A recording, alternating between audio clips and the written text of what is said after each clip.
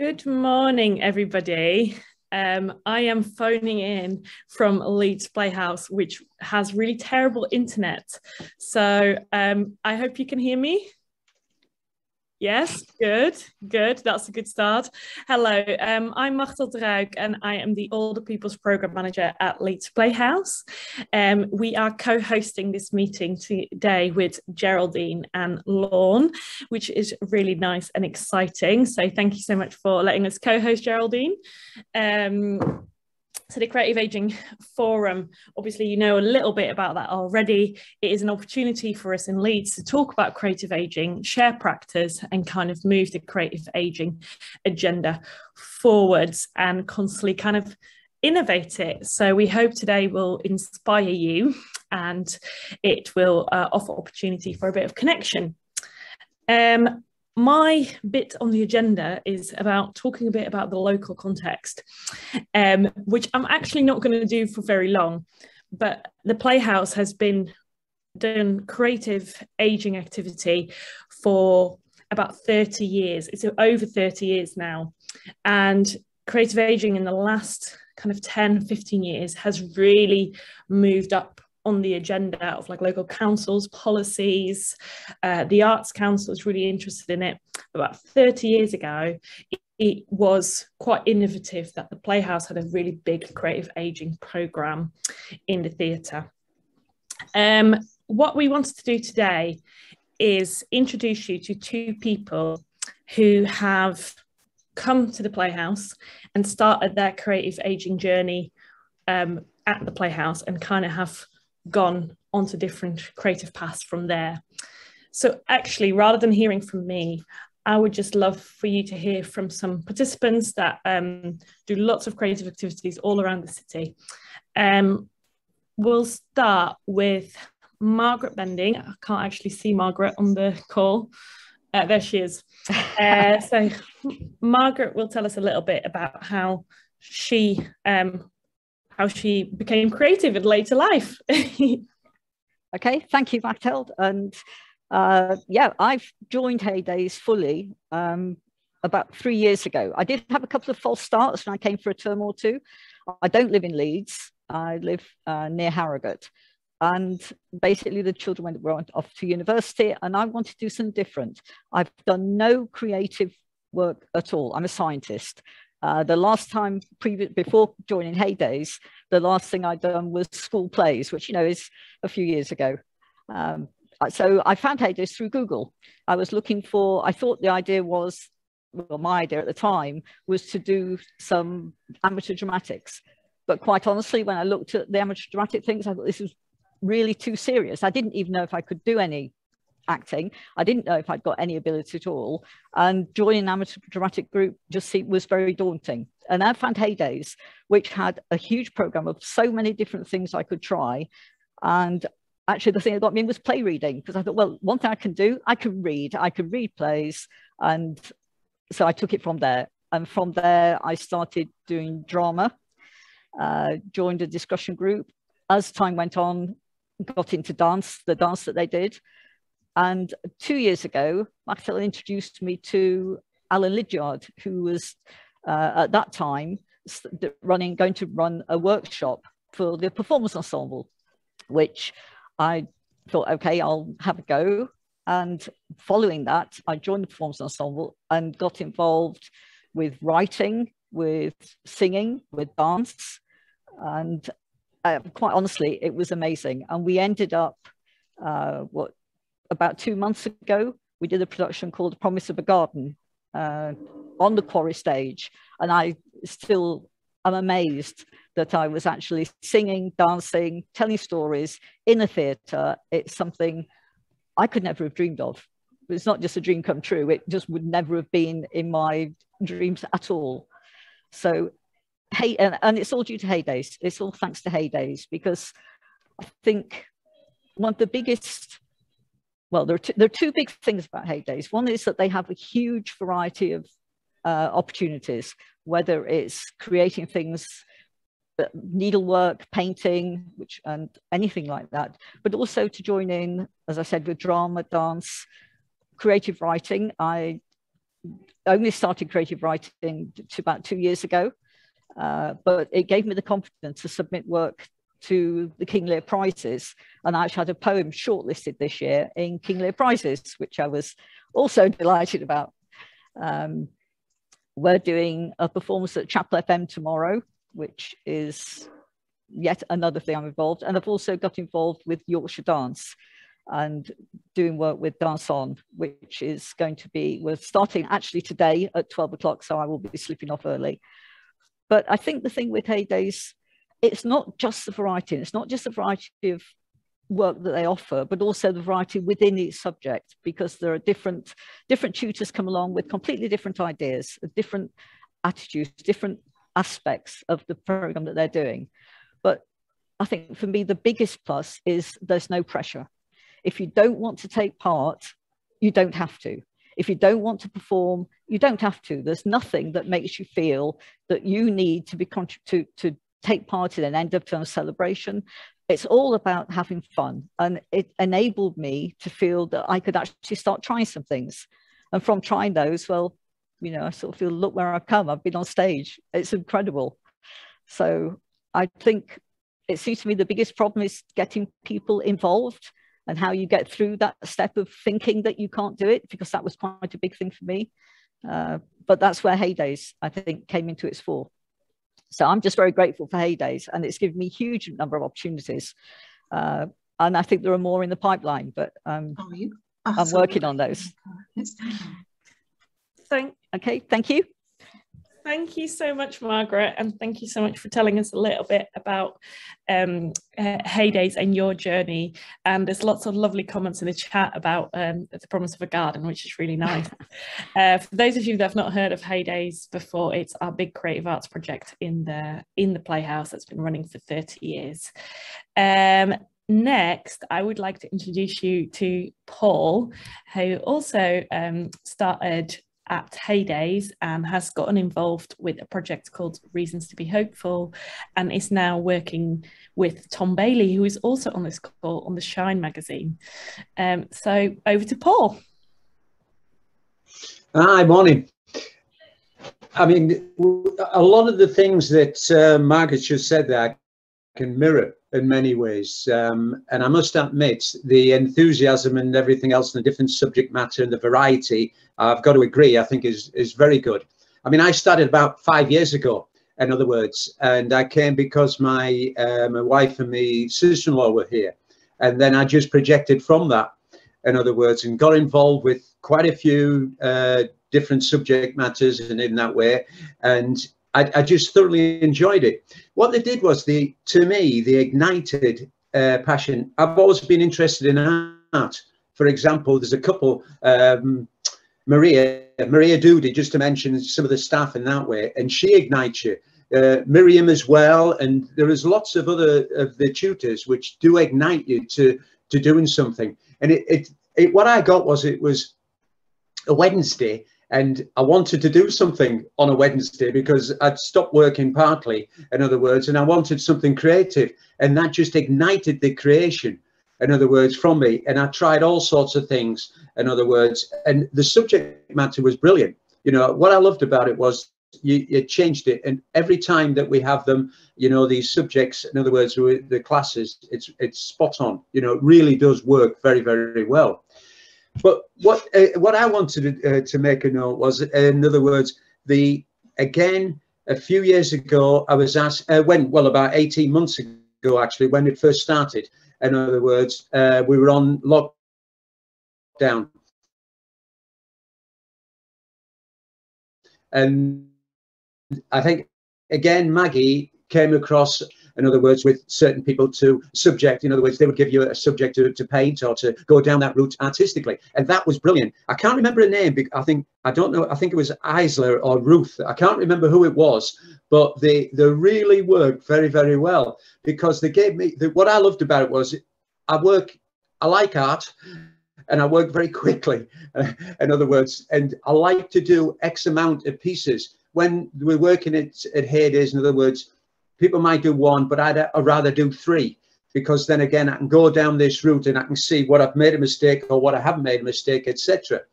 But we started off with the, she chose it along with the daughter, the tutor, and she gave me a subject matter for 3 months. And it was absolutely superb. She went in something like humans in the environment, Cézanne, hot air balloons, Disney characters, self-portrait, heroes, Andy Warhol, subject matters like that. And it was brilliant. It just ignited the passion. Sometimes I'd do 1 or 2 works because at the time, and she was brilliant. She just ignited that passion with me. And I think she ended up getting a son or a daughter to actually give me a subject matter because she was running out, because every week I would say, give me another one, in other words, in that way. So I've got a lot of time for them, and in other words, and a lot of respect.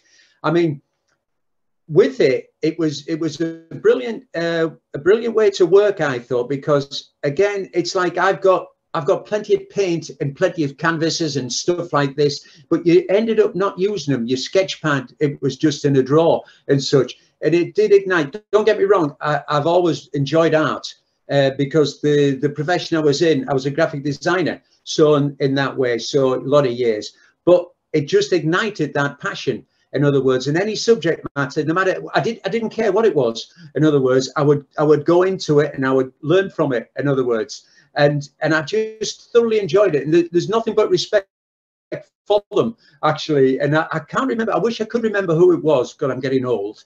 But in other words, but the way that the work, I think, was brilliant. And then, I mean, again, through Maggie, I've got to give a lot of praise. So I hope she's not getting too high, in other words, with it. But she got me in touch with Shine magazine with Tom, and it was smashing. Absolutely loved it. And again, all going down different diversities, in other words, this way, for sketching, for different pieces of art, for, anything, watercolors, gouache, or anything like that, and to tell a story. And that's what I loved about it. So it's stimulated. The 18 months, actually, in fairness, went very quickly, really, because I had that goal. And it all started from the first one, getting the 10, 12 subject matters, in other words, to work. And I thoroughly enjoyed it. So, I mean, I've nothing but praise for them, really. But to me, it injected the enthusiasm. And when I go to Heydays, again, I know we shouldn't talk, well, I suppose we can talk about them in that way. But when I go, in other words, you can see the people there, they get a lot of enjoyment out of it. They get a lot of pleasure out of it, in other words. And I've seen some of the work that they do. And it's strange, but there is a hell of a lot of good artists there, in other words, and very creative people out there. I can't praise them enough, really. And I've thoroughly enjoyed it, and I'm just glad to get back to it, in that way. I mean, to use painting, it's an expressive way of coming out. If you're not doing anything, if you're stuck at home with this 18, 19 months here, you were stuck at home. I've been lucky because I've got outside, and I had a fairly large garden, so I could paint. I painted outside, and you had that tactile feel. You had the wind, well, not blown through my hair, but the wind was there in that way, and everything, and the natural feeling to it. So you're out there, like Cézanne, like Van Gogh, etc. And it was brilliant. So what I did was, again, through another lady, and again, it seemed to all be ladies, in other words, it's the tutors, and they asked to do a story. It was a storyline. It was the postcards, which are in the actual Playhouse now downstairs. And again, looking on that, and it was a journey. And I chose, for instance, a view from a window, in other words, because where I was, like outside here, in other words, there was the window, there was the view, and it had the Emily Moore mast, it had the fields, etc. And so I went through that process and created my own imagery of that, movement, in other words, and that picture. So again, I've nothing but praise for them, in other words, these people, but it did an enthusiasm, right? So that's all I can say, really, on that matter. But it did, and I think it's lost in many ways because people just expect you to work, do your job, etc. And a lot of the times, there's a lot of background work which you all work on, which you all must do as well, and so I've got a great respect for it.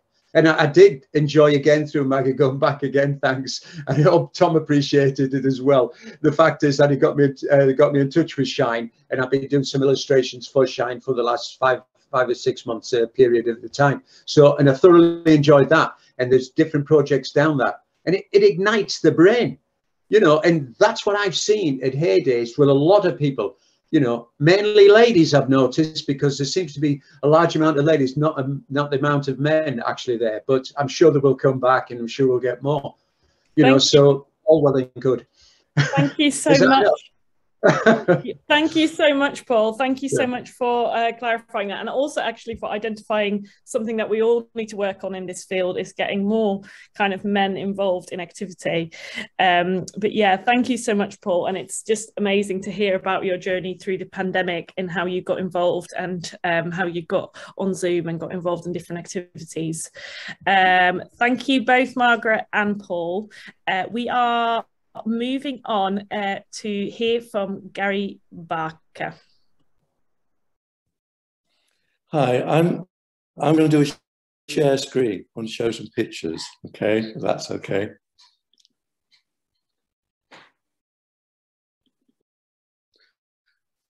Bear with, Gary. Let me just give you permission. Oh, we're already sorted. Fantastic.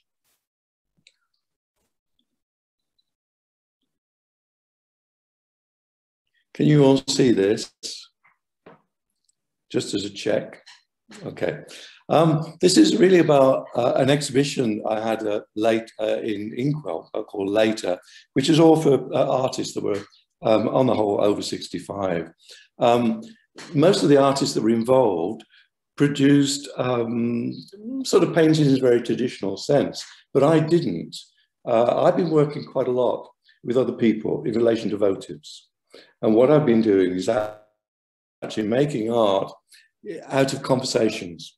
You can see some pictures at the bottom here. One is actually about a frozen shoulder that somebody had got. And I made a series of ceramic pieces for people. Some were prints, some were glass. And the idea was we had a very quick conversation about what they were doing. We invented a little ritual, and then the person either broke what it was or threw it away or burnt it or whatever. Very old idea, which is that you can externalize something that's internalized and get rid of it, like pain. You can see the thing in the middle. It's actually a votive candle that was made for someone with some problems about their feet.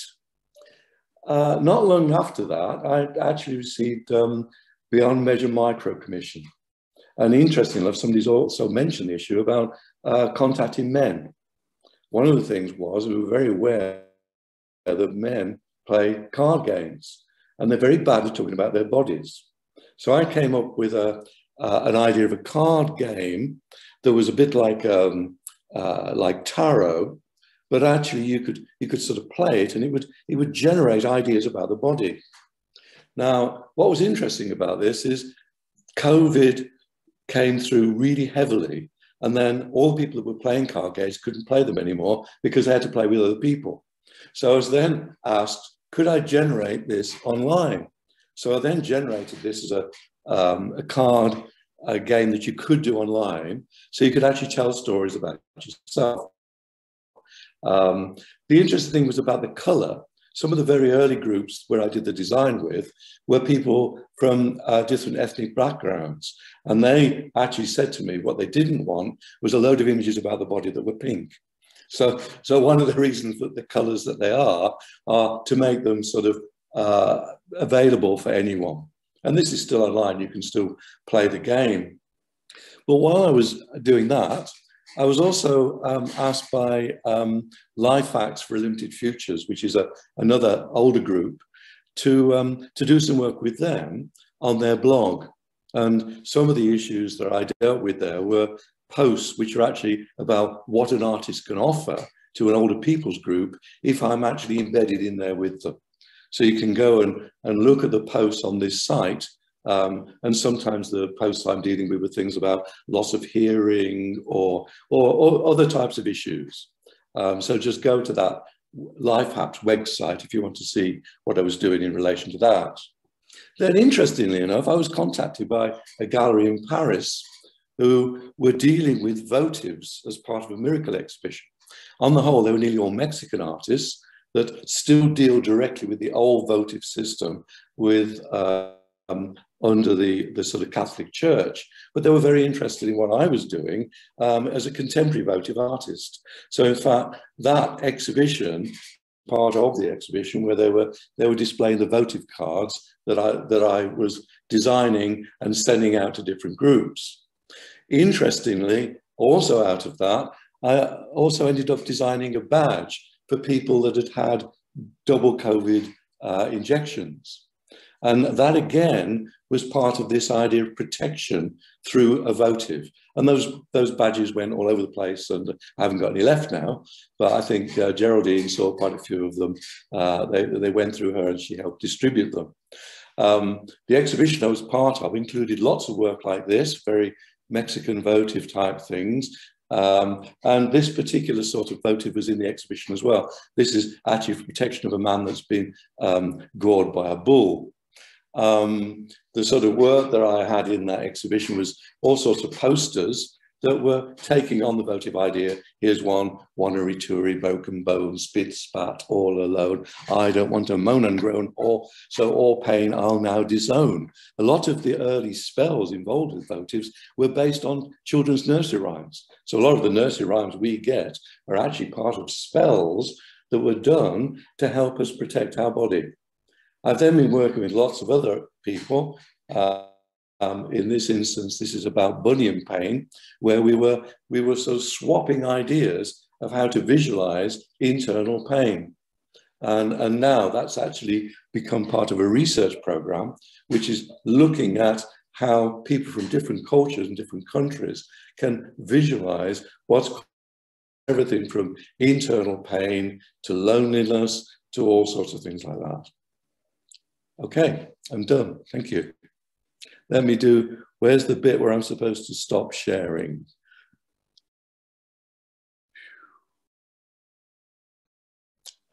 It should be at the top of the screen with like the little green. Well done. There we go. Okay, we're back again. Cool. Thank you. I think that was exactly 10 minutes, or even less. Thank you so much, Gary. So good to have an insight into different kinds of practices. Our next speaker is Dr. Carmen Levick from the Creative Lives Network based in Sheffield. Carmen, if you hello. Go in. Hi, I'm going to share my screen as well. Hopefully that works. Okay, so thank you very much, Geraldine, for inviting me. I'm going to talk about the Creative Lives Network, a little bit about how it kind of came about, but also what we're doing with it. So Creative Lives started as an idea from our knowledge exchange team at the University of Sheffield, who wanted to do something about ageism in the creative industries. So we decided to run a series of symposia where we invited creative professionals. So we're focusing, the network is focusing on creative professionals, or kind of creative industries professionals. And we invited people to kind of participate in these symposia and talk about their experiences in a variety of situations. Mainly they were talking about the experiences with funding and kind of institutions, and how the funding kind of calls happen, especially when there is an age limit, for example, or an age specification. They were talking about their experience with institutions that are commissioning work, so galleries and so on. So we had a variety of people, from writers, actors, all kinds of creative painters, sculptors, and I think I agree with what Paul was saying earlier, that the majority were ladies as well, in our case as well. So the people who decided to come and participate in the symposia were mainly women. We did have men as well, but they were mainly women. We had 2 symposia, and then we collected our findings in a report. So you have the kind of the first page of the report on this slide, and also if you want to read the whole report or are interested in the report, it can be found on our website, which is there on the page. So it's www.creativelivechef.org. But after we kind of finished the report, we weren't sure what to do next and how to kind of make this a network sustainable. So we decided together with Dr. Joe Atkinson from the School of Law at the University of Sheffield to focus on policy.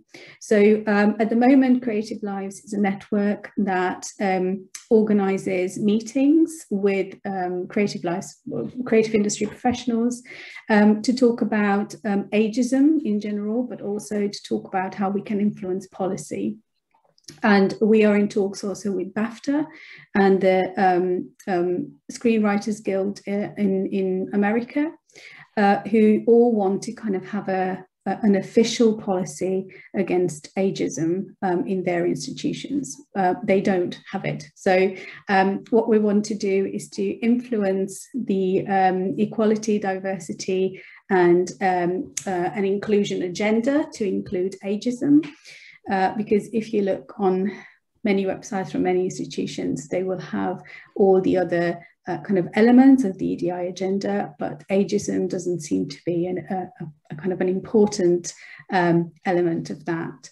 So in view of that, we created, as part of Creative Lives, we created some badges that we award to institutions based on the findings of the report. So I can show you the findings and the 5 areas that we think are the most important. So the first one is funding, and we call all funders to have no age stipulation in their funding calls. We work together with No Entry Arts, which is run by Joanna Walsh, and we are trying to kind of encourage funders not to have age stipulations in their funding calls.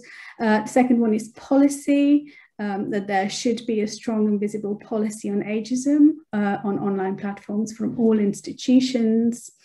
The third one is education, and this is where I'm coming in. I'm working on an ageism policy at the university, but we're working on how to avoid stereotypes, especially in educational programs that are catering for older people, like lifelong learning or foundation routes. Then art and creative industries institutions, where we're kind of inviting institutions to support artists of all ages and to engage with intergenerational kind of collaboration. And in this case, we awarded our first badge to Castlefield Gallery in Manchester for one of their programs. And the fifth kind of finding is infrastructure, where we kind of want to include ageism within equality, diversity and inclusion boards. And you have the badges there underneath. So they're kind of color-coded, and they were created by Joanna, who's an artist as well. So this is where we are at the moment. We're kind of surveying universities to find out what their policies, or if they have a policy for ageism. And we are kind of drawing up a draft proposal for a policy for universities, and then to kind of roll it out to other institutions as well. So I hope I didn't kind of go over 10 minutes, but if you have any questions, please do ask, or if you want to check out the report, please go on the website. Thank you.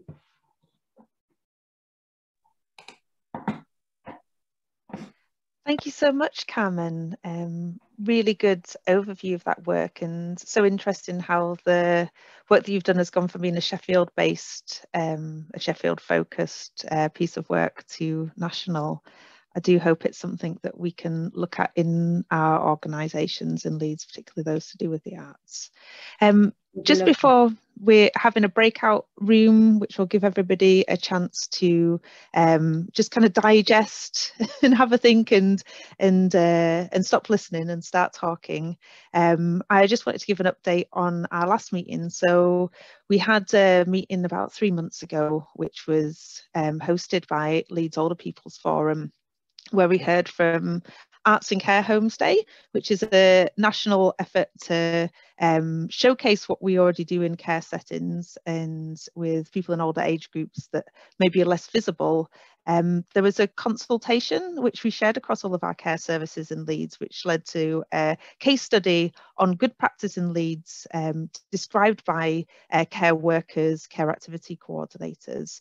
And there's some learning points from that report. So I'm going to put it in the chat, but it might be something that's really worth thinking about for anybody working in care or in the arts, or who has an interest in this area, about whether these problems that are described nationally are something that we are experiencing in Leeds and something that we can work upon. And me and Maggie will be coming back to that after our breakout rooms. Madison, would you be able to set up breakout rooms for us for 2 to 3 people? I'm just doing it as we speak, so bear with. Wonderful.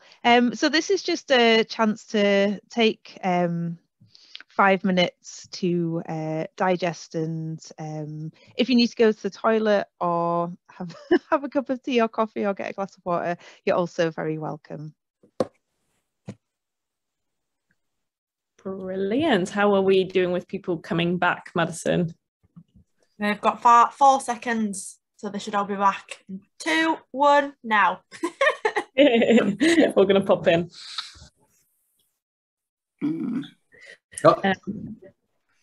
Excellent. That looks like people are coming back in. I hope that was helpful for everybody. Yes, Margaret. So I was just going to say, can I just say goodbye? Because I'm now going over to Yorkshire Dance to start work on a new piece for production in November. So I'll just say goodbye to everyone. And thank you for letting me express my views. Bye-bye. Thank you so much, Margaret. Thank you. Yeah, no, I hope that was really helpful for everybody to have a bit of a discussion. We definitely had some very interesting discussions, especially surrounding engaging more men into the activity. So Paul, you've really started a kind of debate there in that, so that's really good. If we want to share anything more about what we talked about in our groups, you can put it in the chat, but we will now be moving on to Sylvie from ArtLink West Yorkshire. Is that right, Geraldine? Yeah, that's right. Yeah. Just make sure I'm not on mute. Yeah, hi everyone. For those who don't know who I am, I'm director of ArtLink West Yorkshire. And I found out about doing this talk quite last minute, so I haven't produced a PowerPoint, but actually in a way that probably makes it a bit simpler. But just to put you in context, really, we're Arts Council funded, so we're a national portfolio organisation. And one of the major projects that we've been doing really over the last 7 or 8 years, pre-pandemic, was a national lottery funded project with learning disabled adults as well as older people in day centres. We've also worked in the Wellbeing hub in Chapeltown. We've worked at Wybeck Day Centre. And we also, just pre-pandemic, were commissioned really by Leeds Older People Services to do some work in 4 of the Leeds City Council care homes in Leeds. And it was more of a sort of pilot to begin with. It was 5 weeks, direct delivery with people. Those were the days. And it was in, you know, basically 4 care homes across Leeds, and we produced a film as part of that. And it was a wonderful testimony, really, of the work that we'd done. Some of it was really by a woman who was in Calverland's Day Centre, and she talked about her experience of engaging with art. She was somebody who was experiencing early stages of dementia. But it was an incredible testimony, and that is something that you can see on our website right now. It's on the audio visual page. And it was also a testimony from one of the women who was in Springbank Care Home, and she talked about the impact of the arts engagement on her life. She said really there was not a lot else happening there. So then fast forward to the pandemic, and we really didn't know how we were going to engage with people. I mean, it was obviously a massive change for everybody, but we were very fortunate in getting National Lottery Community Fund emergency funding. We had a really good relationship with Lottery because of all the work that we'd done. And they initially gave us 6 months of funding. And we also really struggled with the format. We didn't know how to deliver this work, you know, remotely, so that it was meaningful and engaging for people. I was very keen that we still keep the rapport, the personal element. So we established a process of having 2 Zoom sessions a month, but I also didn't want to lose the depth of the way that we work. Our work is very much about challenging people. It's not just about sort of a quick fix art activity. It's a process of participation. It's very much a responsive process. It's about feeling the room and seeing how people are engaging and developing the work through that process. So what we also did was produce films. So they were bespoke films, and the artists were a bit horrified by this because none of them had ever produced films and edited them. But that was what we did initially. And we were also dropping 400 kits a month across Leeds. So some of these were to day centres in Leeds, so Whitebeck Day Centre as well as Calverlands Day Centre, as well as a huge number of learning disabled day centres across Leeds. In the very early stages of the pandemic, people weren't in day centres, obviously. So these were then distributed to people's homes. Many of the learning disabled adults were living with elderly parents, so elderly carers. And also the people going to the older people's day centres were at home with elderly carers as well. So it was an incredible, I think, gift really for them to receive these wonderful creative packages twice a month. It was a sense of excitement and a way really for them to have that contact with the outside world when everyone was really shutting down. One of the things that was a challenge with the older people and their carers, and this was with the learning disabled adults as well, was many people, most people I would say, didn't have internet access. So it was a huge shame actually for us, and I was really struggling with that. You know, how can they access the films? What are we going to do? You know, could we put them onto DVDs? But then there was the issue of, did they have a DVD player? So in the end, we just they had wonderful instruction cards that really explained what to do with these kits, and many people were still loving the engagement and the fact that they could do something, and the instruction cards were fine. And then over time, the learning disabled adults who were living with elderly parents were the priority. They were the ones that went back into day centres first. And at that point, the support staff were just incredible. And I have to say, the support staff across supported housing were incredible. None of them were artists, and they were all completely stressed out because a lot of them had been moved from day centres to supported housing, where they were having to do jobs that they hadn't necessarily done before, like looking after people's personal care, getting their food, making sure they were okay. But on top of this, they were also making sure that people engaged with these kits, because they knew that it was helping them on another level. It wasn't just about basic care, it was about well-being, it was about quality of life. So it was an incredible process really to be part of. And through the success of the work at Whitebeck particularly, we were then asked if we could do some work in the care homes. And we were very fortunate to get another 6 months of funding from National Lottery Community Fund emergency funding. In fact, our sort of grant officer told me recently that we were only one of 2 organisations that actually got another lot of funding to deliver the work that we were doing. And so we extended the work to, I think it was 3 of the care homes across Leeds, as well as Whitebeck Day Centre and people at Calverlands Day Centre. But it was interesting. I mean, I was very hopeful that we could carry on the same format, that downloadable films would be possible in the care homes, because they were starting to download them and look at them in the day centres with the help of support staff, and it was really successful. We didn't do live Zoom sessions in the day centres so much, and I think that was to do with the the technicalities of it, but we were still getting the feedback that it was going really well, that people were enjoying it. We were getting photos of the work. It was wonderful. But the care homes, it was just more mixed. And obviously we all know that in care homes, I mean, people obviously during the pandemic were struggling the most. Before the pandemic, when we did the commissioned work, resources are very slim. Support staff, I think, at times resented us being there, although over time, I think if we'd been in there a bit longer, they would have understood what we were doing. And I really think the film showcased this. They were starting to see the impact of that engagement on the people in the care homes. They weren't just sitting on the sofas, they were coming over to the table, they were engaging in the work.